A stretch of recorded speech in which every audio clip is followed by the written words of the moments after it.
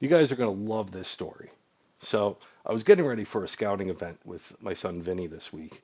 And on our shirts it says, do your best. It's a Cub Scout motto.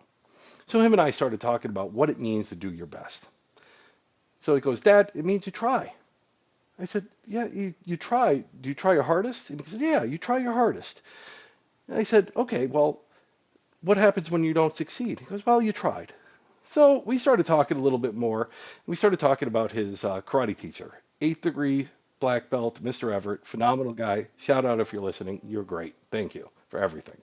And he used to always say, you only have to do 3 push-ups. Only 3. He said, but it's your last 3 that you have to do. You do push-ups until you can't do anymore, and then you do 3 more. You get yourself to the point where you just think you can't pass it, and you go at it. Just 3. Those are the ones that count.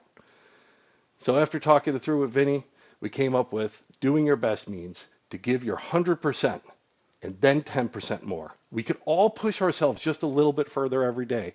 We could all push ourselves past the point of where we thought we gave 100%.